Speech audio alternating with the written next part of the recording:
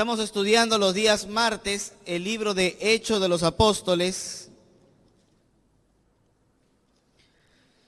y estamos en el capítulo número 15.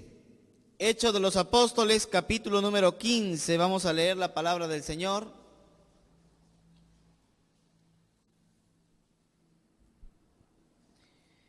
Y vamos a analizar algunos versículos desde la última vez que nos quedamos del versículo 22 al versículo 41.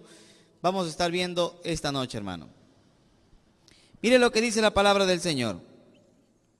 Entonces pareció bien a los apóstoles y a los ancianos con toda la iglesia elegir entre ellos varones y enviarlos a Antioquía con Pablo y Bernabé, a Judas, que tenía por sobrenombre Barsabás, y a Silas, varones principales entre los hermanos. Verso 23. Y escribir por conducto de ellos, los apóstoles y los ancianos y los hermanos, a los hermanos de entre los gentiles que están en Antioquía, en Siria, en Cilicia, salud. Salud es como hola. Por cuanto hemos oído que algunos que han salido de nosotros, a los cuales no dimos orden, han inquietado con palabras, perturbando vuestras almas, mandando circuncidarse y guardar la ley, nos ha parecido bien, habiendo llegado a un acuerdo, elegir varones y enviarlos a ustedes con nuestros hermanos, nuestros amados Bernabé y Pablo, hombres que han expuesto su vida por el nombre de nuestro Señor Jesucristo. Así que enviamos a Judas y a Silas, los cuales también de palabra os harán saber lo mismo. Verso 28. Porque ha parecido bien al Espíritu Santo y a nosotros no imponerles ninguna carga más que estas cosas necesarias, que se abstengan de lo sacrificado a ídolos, de sangre, de ahogado y de fornicación, y de las cuales cosas si os guardareis, bien haréis. Pásenlo bien. Así pues, los que fueron enviados descendieron a Antioquía, y reuniendo la congregación entregaron la carta, y habiendo leído la cual se regocijaron por la consolación. Y Judas y Silas, como ellos también eran profetas, consolaron y confirmaron a los hermanos con abundancia de palabras. Y pasando algún tiempo allí, fueron despedidos en paz por los hermanos para volver a aquellos que los habían enviado. Mas Silas le pareció bien quedarse allí. Y Pablo y Bernabé continuaron en Antioquía enseñando la palabra del Señor y anunciando el evangelio con otros muchos. Después de algunos días, Pablo dijo a Bernabé: volvamos otra vez a visitar a los hermanos en todas las ciudades en que hemos anunciado la palabra del Señor, para ver cómo están. Y Bernabé quería que llevasen consigo a Juan, el que tenía por sobrenombre Marcos, pero Pablo no le parecía bien llevar consigo al que se había apartado de ellos desde Panfilia, y no había ido con ellos a la obra. Y hubo tal desacuerdo entre ellos que se separaron uno del otro. Bernabé, tomando a Marcos, navegó a Chipre, y Pablo, escogiendo a Silas, salió encomendado por los hermanos a la gracia del Señor. Y pasó por Siria y Cilicia, confirmando a las iglesias. Vamos a orar, hermano. Padre Celestial, te damos gracias en esta hora porque nos podemos acercar a tu palabra, a escuchar tu voz. Señor, que sea tu Espíritu Santo en esta hora hablando a nuestra vida, a nuestra mente, a nuestro corazón. Queremos que tu palabra nos enseñe tu verdad, que tu palabra nos muestre el camino correcto para andar conforme a tus mandamientos, Señor. Gracias te damos por tu bendita palabra, en el nombre de Jesús. Amén. Hermanos, aquí encontramos a la iglesia de Antioquía y a la iglesia de Jerusalén. Ya habíamos dicho que la iglesia de Antioquía era una iglesia que estaba al norte de Jerusalén, y era una iglesia básicamente gentil. Era una iglesia básicamente gentil. Pero la iglesia de Jerusalén era una iglesia básicamente judía.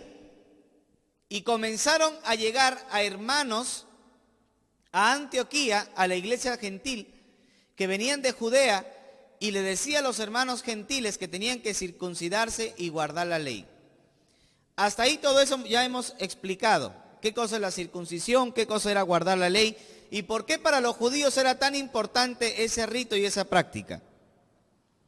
Ahora, cuando comenzaron a haber diferencias, porque los gentiles decían que no tenían que circuncidarse, pero los que habían venido de Judea decían que sí tenían que circuncidarse, comenzó a haber conflictos, comenzó a haber diferencias, y ahí viene una pregunta: ¿cómo tratar las diferencias entre creyentes?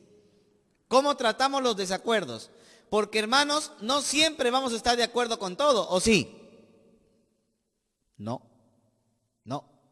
¿Por qué? Porque nosotros somos seres humanos. De repente usted pasó por la puerta, por el umbral, y comenzó a ver y dijo: "Oye, a mí no me gusta este marrón chocolate, a mí me gusta un marrón madera". ¿Sí me entiende o no? Entonces ya empezó el desacuerdo. A mí no me gusta este blanco humo, yo quiero blanco pálido. Puede ser. Pero, hermanos, ¿cómo resolvemos nuestras diferencias? ¿Cómo resolvemos nuestros conflictos, hermano? ¿Sabe cuál es el primer? Eso lo vimos la semana pasada. Cómo llevar una sesión bíblicamente. Cómo llevar conforme a la palabra de Dios nuestro carácter, nuestra vida. Porque, hermano, yo estoy hablando de carácter, yo hablo de vida. Yo no hablo de hipocresía, yo no hablo de engaño, yo no hablo de mentira. Yo no hablo de gente que viene a la iglesia y que parece que es creyente, porque de esos hay bastantes. ¿Sí o no? Hay bastantes que vienen a la iglesia y dicen: "Ay, no, ya me desanimó porque fulano, sultano son así, son asá". Hermano, usted y yo venimos por el Señor, no por la gente.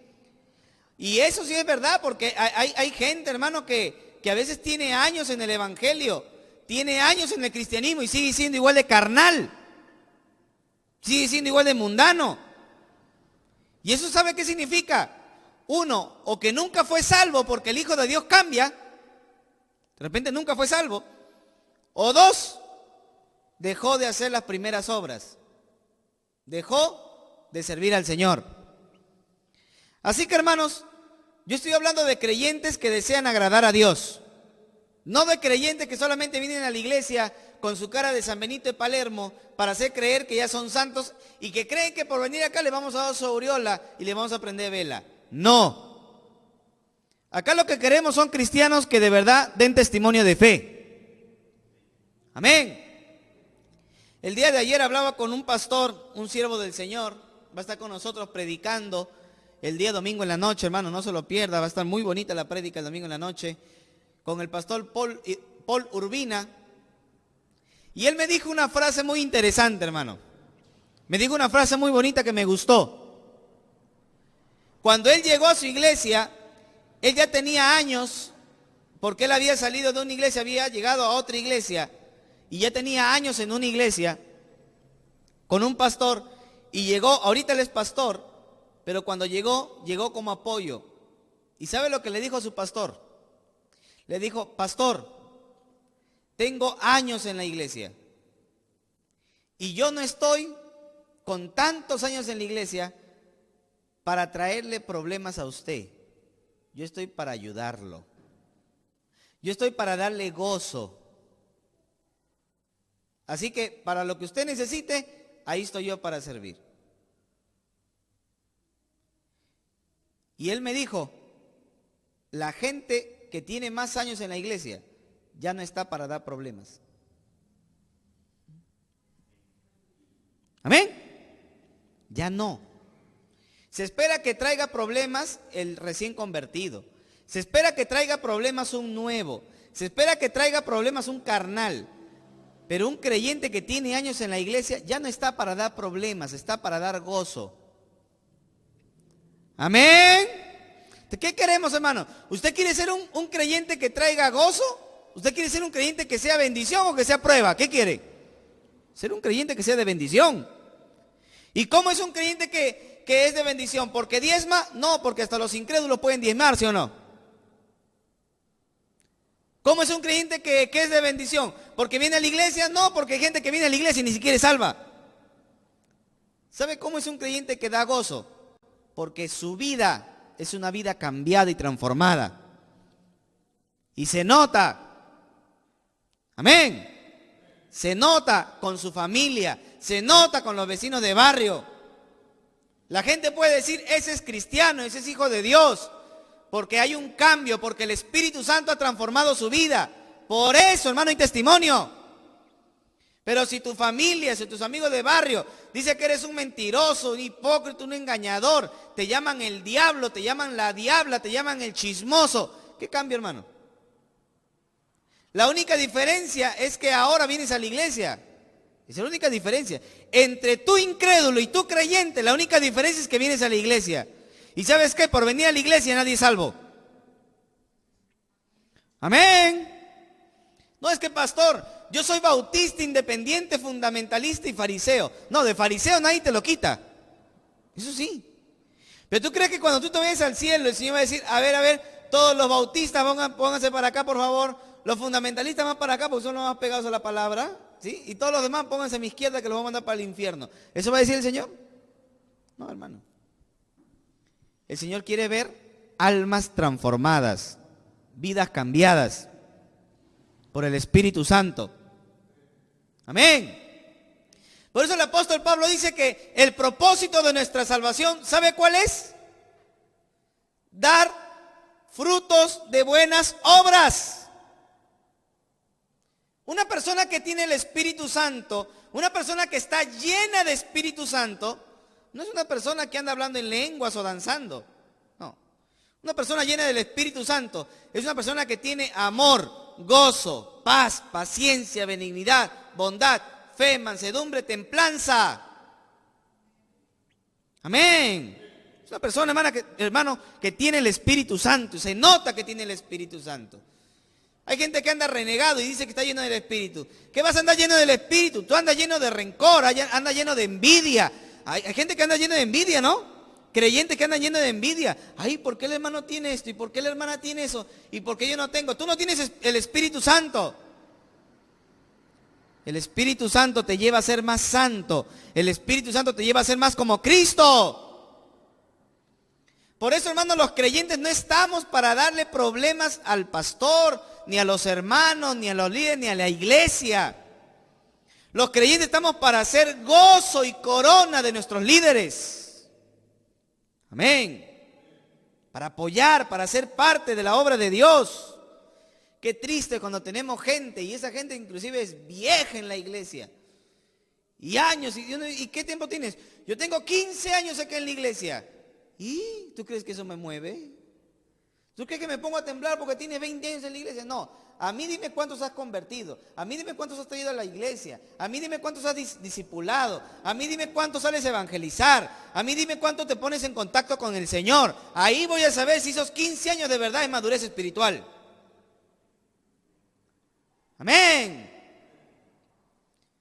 Porque, hermano, la madurez no se mide por los años en la iglesia. La madurez se mide por nuestra comunión con Dios. Amén. Por eso nuestros líderes que están ahora, hermano, gloria a Dios por estos líderes. Algunos de ellos no tienen mucho tiempo en el evangelio, pero ya van creciendo en su vida espiritual. Se nota la madurez espiritual. Así que, hermano, la madurez no viene por los años, la madurez viene por el contacto y la comunión con Dios. Por eso, hermano, en la iglesia de Antioquía, ¿usted no cree que estos hermanos problemáticos que se fueron a Antioquía comenzaron a enseñar esas doctrinas? ¿Eran personas nuevas? No eran viejos, hermano. Sino que querían insistir sobre los nuevos, querían insistir sobre los hermanos gentiles, a que ellos se conviertan al judaísmo y que hagan los ritos y que hagan las prácticas y tal situación.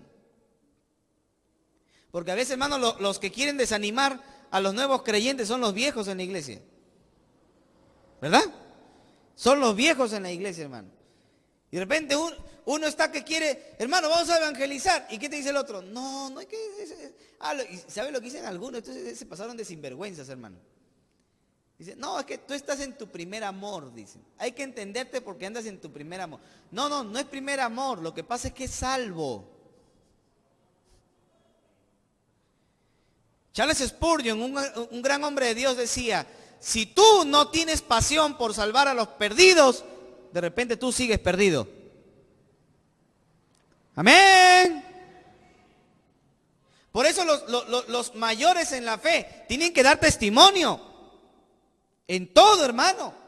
Aún en venir a la casa del Señor. Las damas saben que tienen que venir con falda a la casa del Señor. Amén, amén. Diga amén, diga amén. ¿Saben las damas? Hay que venir con falda a la casa del Señor. Ay, pero eso no es doctrina. Claro, no es doctrina. Pero es lo mejor, es lo más conveniente.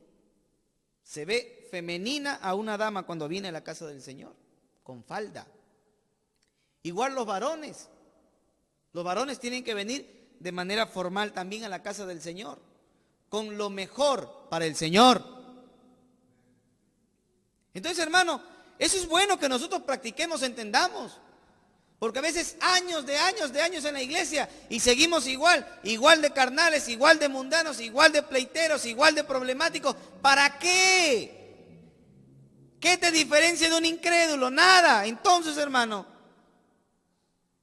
más bien si vas a venir a calentar banca, ya te he dicho, avísame, yo caliento la silla, ya que es como si hubiera venido, lo mismo que nada. Pero si vas a venir a servir a Dios, si vas a venir a trabajar al Señor, aquí estamos para servir juntos al Señor. Por eso, hermano, estos hermanos que habían sido un problema para los hermanos de Antioquía y se alaban los cabellos. ¿Por qué? Porque habían traído falsa doctrina. Y esa fue causa para que se haga una sesión de la iglesia. Y ahí está la sesión de la iglesia en el capítulo 15 del libro de Hechos. Se hizo una sesión de la iglesia y se aprobó un acuerdo en la iglesia de Jerusalén. ¿Cuál fue el acuerdo? Versículo 22. Esas fueron las decisiones que se tomaron en el concilio de Jerusalén concerniente a los hermanos que estaban en el norte, o sea, en la iglesia de Antioquía. Y mira lo que dice versículo 22. Entonces pareció bien a los apóstoles y a los ancianos con toda la iglesia elegir de entre ellos varones y enviarlos a Antioquía con Pablo y Bernabé, a Judas, que tenía por sobrenombre Barsabás, y a Silas, varones principales entre los hermanos.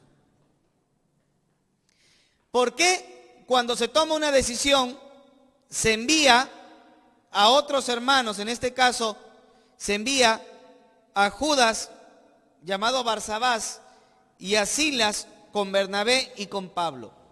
Porque si Pablo llegaba diciendo, esta decisión se ha tomado en tal lugar, pero no llegaba con testigos, ¿le iban a creer o no le iban a creer? No le iban a creer. Usted recuerda que en aquella época no había WhatsApp, no había Facebook. No había que, a ver, todos los apóstoles nos tomamos una foto, a ver, todos en la foto para el Facebook, ¿no? Entonces, ahí está Pedro, ¿ves? No había eso, hermano. Entonces, no se sabía si era verdad que había llegado Pablo y Bernabé. Entonces, a manera de llevar dos testigos que den testimonio real de qué había acontecido en la iglesia de Jerusalén, para saber la decisión que se había tomado, llegan estos hermanos, acompañando a Bernabé y a Silas. A Bernabé y a Pablo, perdón. Hermano, ¿por qué es importante esto? Es muy importante. Porque esto nos hace ver a nosotros de que hay una autoridad en el liderazgo, que es una autoridad real, En muchas iglesias, el liderazgo está simplemente para ser gobernado por la iglesia. O sea, los líderes son servidores y esa es una realidad. Los líderes estamos para servir, pero antes de servir a la iglesia servimos a Dios. Amén. Y después de servir a Dios servimos a la iglesia. Y aunque los líderes estamos para servir a la iglesia, eso no significa que estemos debajo de la iglesia, porque Dios nos ha dado autoridad para corregir lo deficiente. Amén. Andan asustados, hermano. ¿Amén o no? Sí. Para corregir lo deficiente. Mire, te voy a poner un versículo. En el libro de Tito, vamos para allá.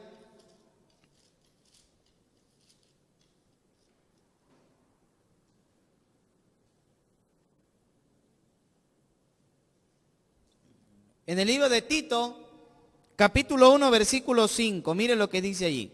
El apóstol Pablo escribiéndole a Tito, un pastor. Por esta causa te dejé en Creta, para que corrigieses lo deficiente y establecieses ancianos en cada ciudad, así como yo te mandé. ¿Para qué Dios pone líderes? Para que los tengas de títeres. Para tenerlo de títere, ¿no? No, para corregir lo deficiente. ¿Sí me entiende? Entonces un líder es puesto por la iglesia local porque quien establece pastores no son otros pastores, por si acaso. A mí no me ha establecido como pastor otro pastor. A mí me ha establecido como pastor la iglesia local. La iglesia local. Porque quien tiene autoridad de establecer en el liderazgo es la iglesia local. ¿Amén? ¿Y por qué? Porque en las iglesias bautistas nosotros creemos en la independencia de la iglesia local. ¿A qué me refiero con independencia de iglesia local? Que en las iglesias bautistas las iglesias son independientes. Que cada iglesia trabaja independientemente con su pastor. Podemos asociarnos a otra iglesia, podemos tener comunión con otra iglesia, pero esa iglesia no puede meterse en la administración de esta iglesia y esta iglesia no puede meterse en la administración de otra iglesia. Amén. ¿Y por qué? ¿Por qué no tenemos un cuerpo jerárquico? ¿Por qué los bautistas no tenemos un cuerpo jerárquico? Un cuerpo donde yo soy un pastor, pero arriba mío hay otro pastor. Y arriba de ese pastor hay otro pastor. Y si yo no le caigo bien porque uso barba, se va mi jefe, ¿no? Y mi jefe de repente me quiere tener acá y a usted no le gusta y se va a buscar al jefe del jefe. Hermano, aquí el único jefe se llama Jesucristo. Punto. Se acabó. ¿Sí me entiende? En las iglesias locales bautistas, nosotros entendemos lo que dice la palabra del Señor. Claro. Que la única cabeza sobre la iglesia es Cristo. Amén. La única. Porque si arriba de nosotros, de esta iglesia local en Santiago, hubiera una autoridad mayor, entonces sobre la iglesia habría otra cabeza y ya no es Cristo. Por eso nosotros no creemos ni en arzobispos, ni en cardenales, ni en reverendos, ni en, bueno, no sé, nombres que le ponen, hermano, para los que están encima. ¿Sabe por qué? Porque eso trae corrupción. Eso trae corrupción. Y la gente se anda peleando por tener los puestos, ¿no se da cuenta? Se andan matando entre ellos por tener puestos. Que yo quiero ser cardenal, que yo quiero ser obispo, yo quiero ser papa. Y entre las yucas se andan echando la papa, hermano, ¿no? Y que quieren ser papa. No, que yo quiero ser el representante de esta denominación. Y se lanzan y entre ellos se come. ¿Por qué? Porque hay dinero. ¿Por qué? Porque hay poder. Dos cosas que el diablo usa para corromper: dinero y poder. Amén. Por eso nosotros los bautistas no creemos que las iglesias deben tener estructuras. No creemos. Pero ¿qué pasa si aquí, en este caso, el pastor, porque hay pastores que son así, cometen despotismo, cometen autoritarismo, tratan mal a las ovejas, hacen lo que se le da la gana? La iglesia, cuando ve que hay pecado en el pastor, la iglesia tiene autoridad de sacar al pastor y poner otro pastor. Pero solo cuando hay pecado evidente. ¿Sí me entienden o no? Solo cuando hay pecado evidente. Cuando usted tiene pruebas de que hay robo de dinero, el pastor se está robando dinero, o el pastor está en adulterio, o el pastor está indiscriminadamente botando gente, poniendo gente, haciendo lo que se le da la gana, cree que la iglesia es su chacra. Ahí sí, hermano, la iglesia tiene toda autoridad. 1, de llamar a reprensión al pastor. 2, de llamarlo a disciplina o restauración. Y sacarlo inmediatamente, si es que no se quiere arrepentir. ¿Sí me entienden, hermano? Pero no se puede permitir. Eso no se puede permitir, hermano. Pero por eso es que nosotros, los bautistas, tenemos sesiones. ¿Sí me entiende? Eso lo vimos la semana pasada, ¿verdad? Nosotros los bautistas tenemos sesiones. ¿Y por qué son las sesiones? Las sesiones son justamente para que no se cometan abusos de poder. ¿Sí me entiende? Las sesiones en la iglesia son para que no se cometan abusos de poder. Por eso en las sesiones les presentamos informes económicos, para que la iglesia vea en cuánto dinero está ingresando y cuánto dinero está saliendo. Amén. Por eso en las sesiones de la iglesia, las mociones tienen que ser aprobadas o votadas por la asamblea local, por la iglesia local. Para que no se haga lo que dice el pastor y no se haga lo que dice la iglesia, sino para que se haga lo que dice la Biblia. Porque siempre cuando estamos todos reunidos en un solo sentir, nuestra idea va a ser agradar a Dios. Amén. Entonces, para que no se cometan este tipo de abusos de poder, hermano, la iglesia tiene que estar pendiente y el pastor también tiene que estar pendiente. Entonces, un pastor tiene autoridad innata, un líder tiene autoridad innata, como dice el apóstol, para corregir lo deficiente. ¿Sí me entiende? Para corregir lo deficiente. Pero un pastor o un líder pierden autoridad inmediatamente cuando hay pecado. ¿Verdad? Cuando hay pecado, ya no hay autoridad. Entonces, cuando ya no hay autoridad, esa persona tiene que dar un paso al costado, porque ya no hay autoridad. Por eso el ministerio de liderazgo, el ministerio de pastorado tiene que ser irreprensible. ¿Amén? Tiene que ser irreprensible. Por eso, hermanos, es que se hacen este tipo de cosas. Entender que sí hay una autoridad innata, hay una autoridad inherente en el pastor para corregir lo deficiente. Pero toda corrección es conforme a la palabra de Dios. Es siguiendo el modelo y el patrón bíblico. Si yo no sigo el modelo, si yo no sigo el patrón bíblico, yo estoy cometiendo abuso de poder. ¿Sí me entiende? Si usted viene y me dice, pastor, usted está haciendo algo que no está conforme a la palabra del Señor, y yo insisto y yo persisto en eso, eso es abuso de poder y eso es pecado. Pero si usted me dice, pastor, usted está haciendo algo que va contra la Biblia y me muestra en la Biblia, yo me arrepiento, eso ya no es abuso de poder, porque me estoy arrepintiendo. Por eso la autoridad no está en sí mismo, en el cargo, la autoridad está en la palabra de Dios. Porque todos tenemos que sujetarnos a la palabra de Dios. ¿Amén? Todos, todos. Por eso, hermano, hubo este problema. Y si uno mira cómo se desarrolló la sesión, eso lo vimos la semana pasada, hubo armonía, hubo palabra de Dios, hubo respeto al liderazgo, hubo respeto a la experiencia. Hermano, nuestras sesiones de iglesia no son para andar insultándonos. ¿Amén? No, que tú eres así. Hoy tú que hablas y a ti todo el mundo te llama el diablo. Hoy fuera, acá, fuera, si tú no diezmas. Yo no diezmo. Si tú tienes otra mujer, hoy ¿qué tienes? Y comienzan a agarrarse así, hermano, en plena sesión, a insultarse, a sacarse los trapos sucios, a mandarse a callar. Y eso ya no se convierte en una sesión santa. Eso se convierte en una cueva de ladrones.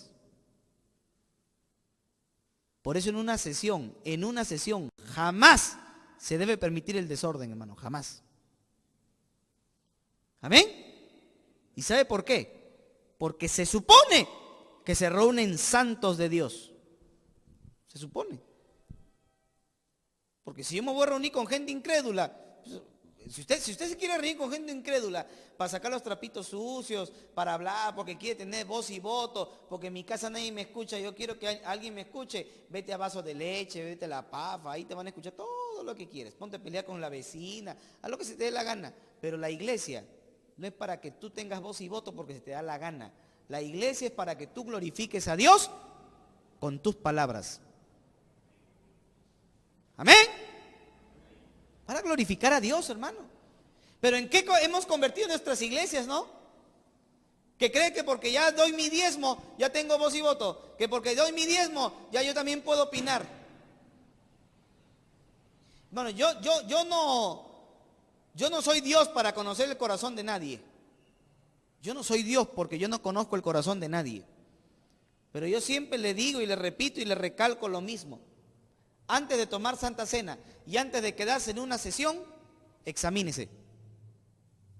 Examínese. Porque si va a tomar Santa Cena indignamente, usted se va a morir. Y si uno lo ha inventado, eso está en la palabra de Dios. Y si usted participa de una sesión que es igual de santa que una Santa Cena, porque una sesión es santa. ¿Amén? Si usted va a participar de una sesión, usted tiene que estar bien con el Señor. Porque si usted sabe que está mal con el Señor, si usted sabe que no está bien con el Señor, ahí vienen los problemas. ¿Me entiende? Y algunos se justifican, hay pastores que el Señor te cambia todo menos el carácter.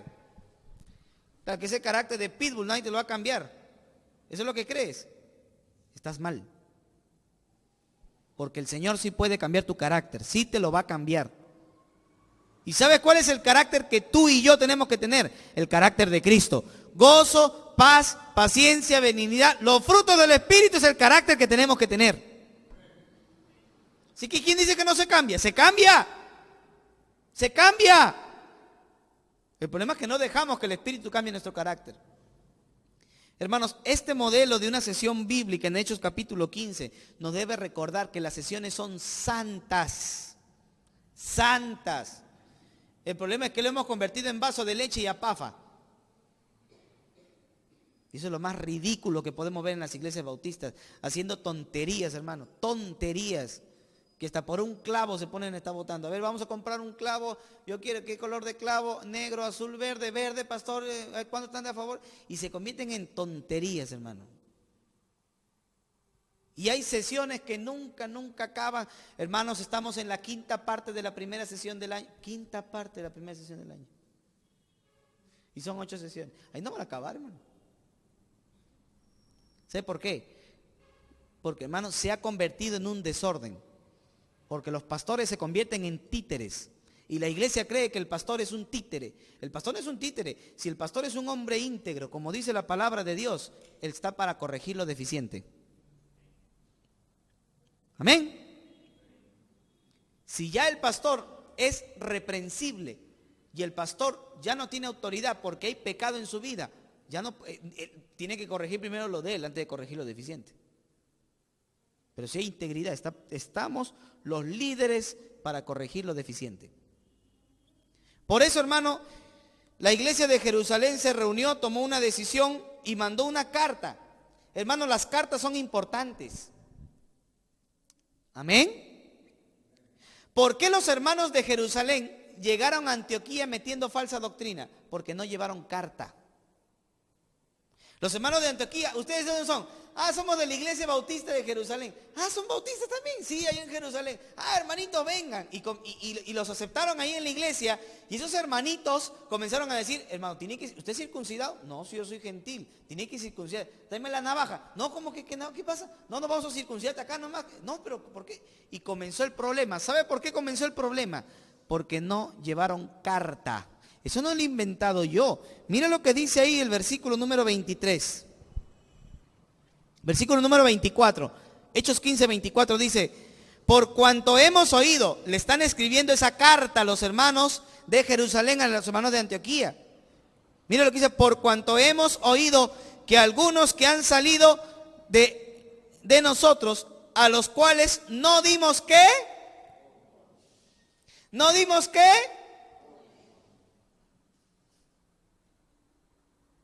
¿Sabe por qué vienen problemas a las iglesias? Porque no hay un formalismo. No hay formalismo en las iglesias. A veces llega a ver quién es miembro, quién será miembro. A ver quién está en el padrón, que existía padrón. A ver, ¿y quiénes son? Y ahí viene el problema, porque todo el mundo se adjudica o todo el mundo se autonombra miembro de la iglesia y quiere votar. No sé si me dejo entender.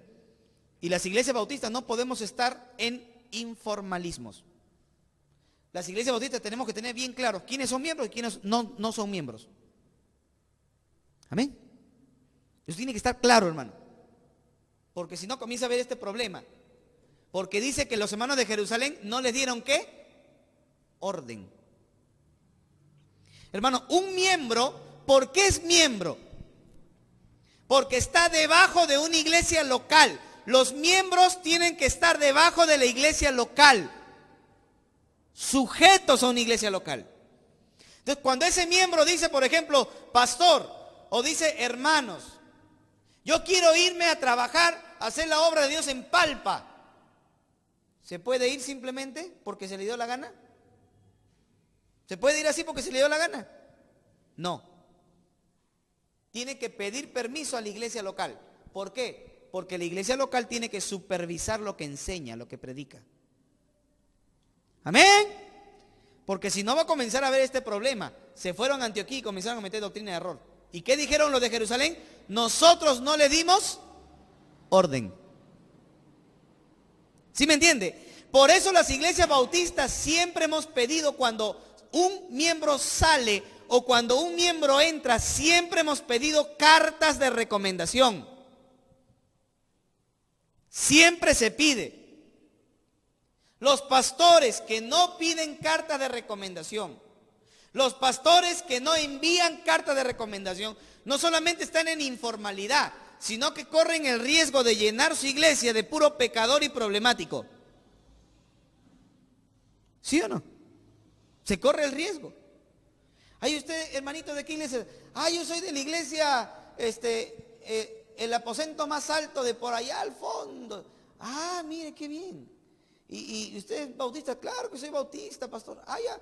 Y su pastor, bueno, mi pastor me ha dicho que venga porque estoy más cerca. Ah, entonces vente para acá ya. Y de pronto comienza a meter cizaña, comienza a meter pleito. Y uno comienza, aló, disculpe, usted es el pastor de fulano de tal, mire, él está un año acá con nosotros y ha comenzado a traer pleito. Con autoridad el otro pastor puede decir, ese es su problema, pastor. Porque si usted hace un año me hubiera llamado, yo le hubiera dicho que él salió por chisme. ¿Sí me entiende? Si usted me hubiera llamado hace un año, yo le hubiera dicho que ese hermano salió por pecado, o salió por adulterio, o salió por tal y tal y tal situación. Y yo le hubiera dicho que no lo reciba. ¿Sí me entiende? Por eso nosotros pedimos carta de recomendación. Por eso nosotros enviamos carta de recomendación. Para saber a quiénes recibimos y para advertir a quiénes enviamos. Pero cuando un pastor o una iglesia no pide, o nosotros no pedimos carta de recomendación, o no enviamos carta de recomendación, después no nos quejemos cuando nos andamos metiendo con gente y aceptando gente que es problemática, hermano. ¿Sí me entiende? Y después van a decir, así como Jerusalén, nosotros no le dimos orden de que se vayan. ¿Sí me entiende? Porque a veces los hermanos, escucha esto es importante. Hay creyentes que cometen pecados en determinada iglesia local. Pero como no quieren restaurarse, se van a otra iglesia y congregan allá. Y allá nadie, como el pastor nunca preguntó, como los hermanos nunca preguntaron, y hasta le dan cargo. Y los ponen a trabajar en la obra y están así y así. Y allá también vuelven a caer en pecado. ¿Por qué? Porque nunca se restauró en su iglesia local. ¿Sí me entiende? Nunca solucionó bien las cosas con su iglesia local. Por eso, hermano, esta es una realidad. Si algún hermano está en pecado aquí, tiene que restaurarse aquí. Y si de aquí un hermano bautista viene a nuestra iglesia y cometió un pecado allá, Yo tendría que comunicarme con su pastor y decirle, el pastor, mire, el hermano fulano, supe yo, me ha comentado, ha cometido un pecado, pero él no quiere restaurarse allá. Yo lo voy a enviar para que se restaure en su iglesia local. A menos que la iglesia local le dé la autorización de restaurarse en esta iglesia. Si la iglesia local, no el pastor, la iglesia local le da autorización a fulano o sultano o mengano a venir a nuestra iglesia a restaurarse, lo podemos restaurar. Pero siempre lo conveniente es que cada creyente se restaure en su iglesia local. Amén. Para que no quede problema, para que no quede pleito. Pero después comienzan a haber pleito y las iglesias se llenan de gente problemática y hay puro pleito y puro chisme y pura cizaña y cosas del diablo, hermano. ¿Por qué? Simplemente porque no pidieron cartas. No llamaron al pastor para saber por qué fulano sultano se va o viene. ¿Sí me entiende? El problema que hubo en Antioquía, porque ellos dicen, no les dimos orden, nadie les envió. Ay, pastor, es que yo vivo lejos, vivo por lejazo, vivo, pastor. Pero como no puedo venir, voy a abrir una iglesia allá en mi casa. Y abres tu iglesia en tu casa y la iglesia no sabe. Y tú ya te congregaste por ahí y hasta vas ganando almas y de repente has jalado hasta 4 o 5 de la iglesia y te los mandas para allá. ¿No? Pues tú ya abriste tu iglesia. Mira, nadie puede abrir una iglesia, nadie puede abrir una obra sin permiso de una iglesia local. ¿Amén? Nadie. Usted puede tener la mejor intención, pero la iglesia local tiene que evaluar si usted tiene la vida espiritual y si usted conoce la doctrina para abrir una iglesia. Amén. Porque si usted no tiene la vida espiritual y si usted menos conoce la doctrina, no tendría usted la capacidad de iniciar un ministerio. O si usted tiene la intención de que se abra una iglesia local, y usted no tiene la capacidad o no conoce la doctrina, entonces la iglesia local envía un misionero o envía a un encargado. ¿Sí me entiende, hermano? Pero todo se hace con orden, para que no se esté haciendo lo que se le dé la gana. ¿Sí me entiende, hermano? Por eso los miembros tenemos que estar sujetos a iglesias locales. Cuando un miembro no está sujeto a una iglesia local, el diablo se lo lleva. ¿Y usted cómo sabe? Porque la Biblia dice, cuando un creyente no está dentro de la cobertura de una iglesia local, dice, al tal se ha entregado a Satanás. ¿No dice? Cuando hay expulsión de un creyente, es como que hay un paraguas, ¿verdad? Hay un paraguas. Y todos estamos debajo de ese paraguas que se llama iglesia local. Pero cuando excomulgan, cuando sacas a un creyente de ese paraguas, está presto para la ira de Dios. Por eso no pueden haber visitantes en la iglesia, tienen que haber miembros. ¿Sí me entiende? Tienen que haber miembros. No pueden haber visitantes. Tiene que haber gente comprometida con su iglesia local. Porque si tú no eres miembro acá, tú no eres miembro allá, ¿de dónde eres miembro? Ah, yo soy miembro del reino de los cielos y Jehová mi pastor, nada me faltará. Sí, tu maestro de la escuela dominical fue el diablo que te enseñó eso. ¿Verdad? Él fue tu maestro de escuela dominical que el diablo te enseñó eso. ¿Sabe por qué? Porque al diablo le encanta andar confundiendo a la gente, ¿no? Dice, no, yo con tal que esté bien con 2, 3, ya estoy, me voy para el cielo. Y la gente anda confundida, hermano.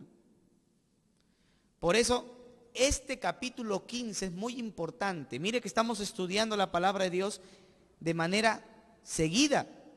Y este capítulo, que nos tomó ya 3 martes, nos muestra la importancia de una iglesia ordenada. ¿Amén? Una iglesia ordenada, donde hay miembros sujetos a su iglesia local, donde hay líderes que corrigen lo deficiente, donde hay respeto, por eso se envía cartas. donde hay respeto entre iglesia e iglesia. Suponiendo que la iglesia central haya sido la iglesia de Jerusalén. Entonces la iglesia central le hubiera dicho a la iglesia de Antioquía, yo soy acá la madre, tú te sujetas. Pero eso no pasó, porque la iglesia de Jerusalén respetaba la autonomía de la iglesia de Antioquía. Y en ese respeto de autonomía, solamente le brindó un consejo, no le dio una orden. ¿Sí me entiende? Lo que le dio fue un consejo y le dijo, en otras palabras, ya voy terminando, en otras palabras, lo que la iglesia de Jerusalén le dijo a la iglesia de Antioquía fue, hermanos, los judíos y los gentiles no nos podemos juntar en comunión. ¿Y sabe por qué? Porque ustedes que son gentiles cometen algunas prácticas que impiden que nosotros podamos tener comunión con ustedes. ¿Cuáles eran esas prácticas? En la carta lo dice, versículo 28. 15-28. Porque ha parecido bien al Espíritu Santo y a nosotros no imponeros ninguna carga más que estas cosas necesarias. Que os abstengáis de lo sacrificado a los ídolos, de sangre, de ahogado y de fornicación. De las cuales cosas, si os guardareis, haréis bien, pasadlo bien. Entre los gentiles habían algunas prácticas. Número 1, lo sacrificado a los ídolos. Pero los hermanos gentiles ya no se iban detrás de los ídolos. ¿Cuál es la diferencia? Te voy a explicar. Un hermano judío se iba al mercado de Jerusalén y en el mercado de Jerusalén encontrabas carnes que no era carne sacrificada a ningún ídolo, porque en Jerusalén no se adoraba ídolos. Así que las carnes que se vendían en el mercadillo de Jerusalén era carne limpia, no sacrificada a ídolos. Pero los hermanos de Antioquía, que se iban al mercadillo de Antioquía, encontraban carnes que primero habían sido ofrecidas a los demonios. Y luego de haberse ofrecido esas carnes a los demonios, recién las partían y las vendían en el mercado. Entonces los hermanos de Antioquía, queriendo comer su arroz con chancho, por ejemplo, miraban que el chanchito había sido ofrecido a fulano de tal, al demonio tal o al ídolo tal, pero como no había otra carne que comer, lo comían. Y Pablo les dice, hermanos, no se sientan culpables. ¿Eso no dice Pablo? Si ustedes comen lo sacrificado a los ídolos, pero dan gracias a Dios, no se sientan culpables porque los ídolos nada son. 1 Corintios 8, Pablo es claro con eso. Pero los hermanos judíos cuando iban a comunión de iglesias en Antioquía, con fraternidad, los hermanos de Jerusalén se iban a Antioquía, no podían comer junto con los hermanos de Antioquía. ¿Saben por qué? Porque los de Jerusalén comían carne pura, pero los de Antioquía, toda la carne que había era carne a ídolos.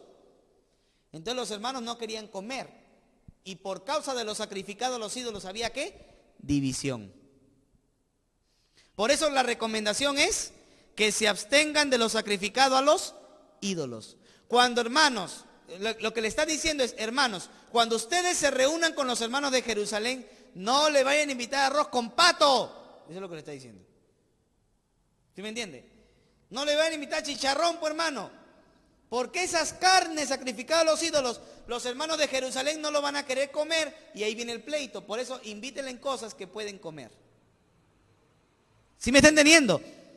No les están dando órdenes, les están dando consejos para que puedan tener una mejor comunión judíos con gentiles. Amén. Y continúa. Que se abstengan de los sacrificados de los ídolos de sangre. Porque los hermanos gentiles comían sangre, pero los hermanos judíos nunca habían comido sangre. Y entonces cuando venía un hermano judío a Antioquía, hermano, un platito te invito. Ay, gracias, hermanito, ¿qué he hecho? Sangrecita. ¿Cómo que sangrecita? Ahí también come su rellenito con camote todavía. Ay, no, hermano, ¿cómo? Yo nunca he comido sangre. Pero come, hermano. Y le quería embutir y el hermano no quería y venía el pleito. Entonces la recomendación de los hermanos de Jerusalén es, cuando vayan los hermanos judíos, no coman sangre. ¿Sí me entiende? Para que no haya pleito, para que no haya problema entre judíos y gentiles. para que ya no sigan habiendo esos hermanos de Judea que iban a Antioquía a traer falsa doctrina. Ya no querían eso. Por eso que tengan cuidado. ¿Sí me está entendiendo, hermano? De ahogado. ¿Qué significa de ahogado? De que habían animales que morían ahogados, los judíos no lo pueden comer, porque la sangre está en su carne todavía. Mientras que los gentiles igualitos se lo comían. Tenían que tener cuidado. Por último dice que se aparten de fornicación, que se abstengan de fornicación. Pero se supone que judíos y gentiles, cuando son cristianos, ya no fornican, ¿verdad? Porque el cristiano no está para fornicar.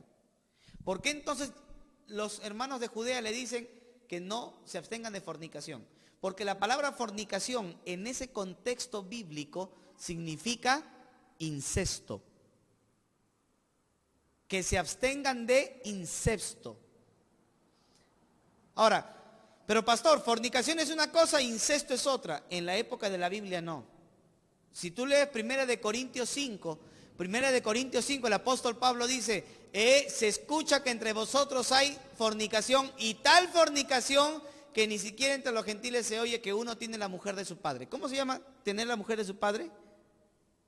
Se llama incesto. ¿Y cómo lo llamó Pablo? Fornicación. Entonces, en la época de la Biblia, la fornicación era el incesto también, involucraba incesto. Y entre los hermanos judíos, el incesto era prohibido por la ley de Moisés. Pero a veces entre los gentiles, el incesto era una práctica normal, ¿sí o no? Se casaban entre tíos, sobrinos, o se casaban entre hermanos, o se casaban entre primos. Y luego así casados, porque era una práctica legal. En nuestros países no es una práctica legal. En nuestros países es una práctica ilegal. Está penado. Pero en los países antiguos, gentiles, era una práctica normal. Y entonces venían casados y les predicaban el evangelio y se convertían, pero ¿tenían que seguir así casados? Si venían al evangelio, ¿tenían que seguir casados? Ya no, tenían que ser divorciados. Ahora, alguien diría, pero ¿por qué divorciados si eso delante de Dios no es legal? Delante de Dios no era legal, pero delante de los hombres sí era legal. Y si alguien en ese estado se casaba, se convertía en un bígamo. Y la bigamia tiene castigo de cárcel. Entonces, para que no haya problema delante de los hombres, no delante de Dios, porque Dios no acepta el incesto, pero para que no haya problema delante de los hombres, tenía que haber un divorcio legal. ¿Sí me dejo entender, hermano? Entonces, ¿qué pasaba? Que de repente llegaba un hermano judío a la casa de un hermano de Antioquía.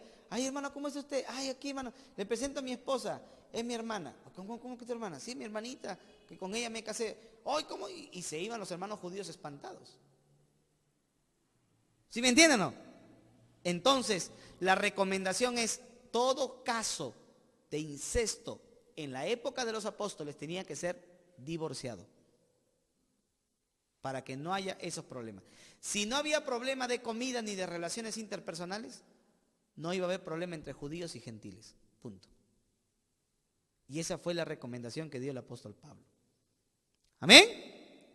Esa fue la recomendación que dio el apóstol Pablo. Por eso el versículo 30 dice, así pues los que fueron enviados descendieron a Antioquía. Esos hermanos llegaron a Antioquía y reuniendo la congregación entregaron la carta. ¿Ve? Las cartas son importantes. Y habiendo leído la cual se regocijaron por la consolación. Y Judas y Silas, como ellos también eran profetas, consolaron y confirmaron a los hermanos con abundancia de palabras.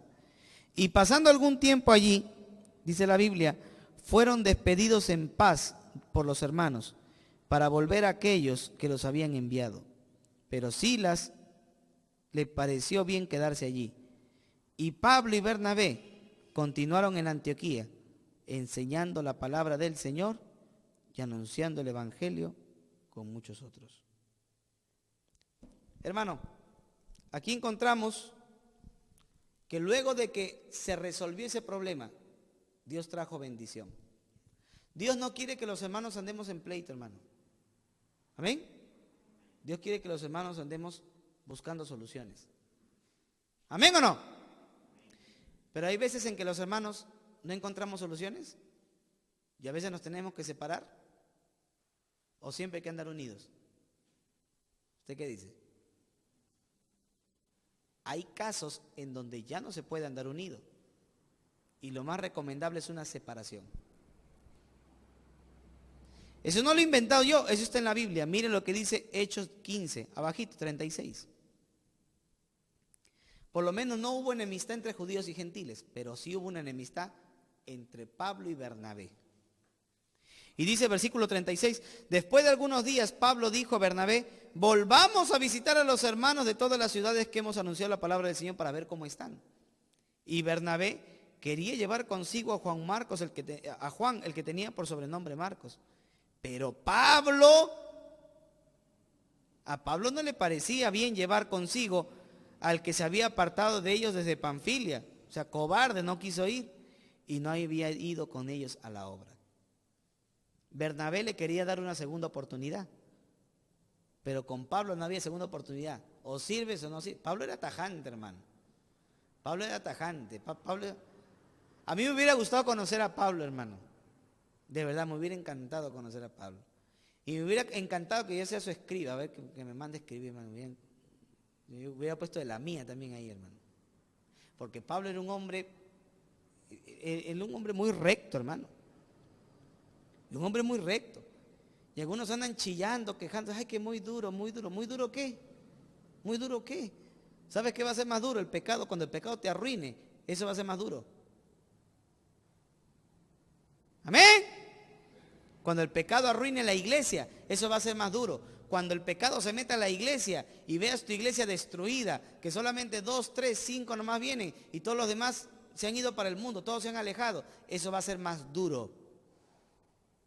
Por eso un pastor tiene que ser firme, recto.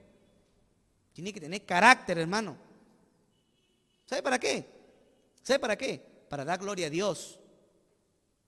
Porque la misión es presentar a la iglesia como una virgen pura para que se encuentre con el Señor. Pablo era un hombre muy duro, muy recto, hermano. Sí, Pablo le dijo a los corintios, no me vengan con tonterías, ¿ah? No vengan con tonterías. Ustedes quieren que yo vaya con amorcito. Ay, amores, ¿qué amor? Voy a ir con vara, dijo. Dijo, ¿verdad? Voy con vara. Y uno por uno, le voy a dar su vara. Para que aprenda. Hermano, mire qué tremendo. Bernabé era de los que, bueno, fallaste, Dios te va a levantar. Vamos de nuevo a la obra. Pero Pablo era no, fallaste, no, otro, que venga, ya contigo no. De los dos Dios usa, hermano. De los dos Dios sabe usar. Porque al final, si usted se da cuenta, Pablo se fue con Silas para un lugar y se separaron. Y Bernabé se fue con Juan para otro lugar. No hubo acuerdo, hubo desacuerdo. Hermanos, en vez de andar peleando cuando hay desacuerdos, lo más sabio es separarse. Amén. Pero ¿cómo es la separación de un creyente que está en desacuerdo con otro? ¿Es una separación de pleito? No. Es una separación de respeto. De respeto. Porque usted no ve a Pablo después diciendo, hermanos, y cuídense de Bernabé, este sinvergüenza que se fue con el otro. ¿Alguna carta Pablo habla así de Bernabé? O cada vez que Pablo habla de Bernabé, lo recuerda como un gran amigo. Hermano, la separación, cuando hay dos creyentes, dos siervos del Señor, dos iglesias, o lo que sea, que están en un desacuerdo en un punto, pueden separarse en el trabajo, pero siguen siendo amigos. ¿Sí me entiende? Se pueden separar, pero siguen siendo amigos. Porque hay algo que los une, y es el amor de Cristo. Pero si uno se va a estar separando del hermano, del pastor, de fulano, de tal, para andar criticando y rajando y hablando y tal, ahí no está Dios, ahí está el diablo, hermano. Ahí no está Dios, está el diablo. Y la obra de Dios se destruye. Cuando una separación es bíblica, es con respeto. Y allí Bernabé, con respeto, se separó de Pablo. Cada uno fue tras su camino. Y Dios a los dos los bendijo. Amén. ¿Y sabe por qué lo bendijo? Porque no había resentimiento, porque no había rencor, porque no había odio. Porque lo que se buscó fue la gloria de Dios, no la gloria del hombre. Y por eso Dios lo bendijo. Y mire el versículo 40. Y Pablo, escogiendo a Silas, salió encomendado por los hermanos a la gracia del Señor. Y pasó por Siria y Cilicia, confirmando a las iglesias. ¿Quién salió beneficiada? Las iglesias. Las iglesias salen beneficiadas cuando las cosas se hacen bien, hermano. Pero cuando hay divisiones, cuando hay pleitos, cuando hay rencilla y la iglesia se divide y se va un grupo y se va otro grupo, y hermano, y todo por el dinero y todo por el poder y todo por la corrupción, al final esa obra no prospera y se destruye y se acaba. ¿Sabe por qué? Porque se buscó el interés humano, se buscó la gloria humana y no se buscó la gloria de Dios. Porque cuando se busca la gloria de Dios, las que salen beneficiadas son las iglesias, como dice la palabra de Dios. Amén. De tener siervos como Bernabé, de tener siervos como Pablo, distintos. Porque Bernabé era más misericordioso, Pablo era más implacable, ¿no? Pero esos distintos siervos de Dios bendijeron a las iglesias. Así que, amados hermanos, aprendamos. Hay conflictos que se pueden resolver. Y cuando hay conflictos que no se pueden resolver, puede haber separación. Pero la separación tiene que ser pacífica y amistosa.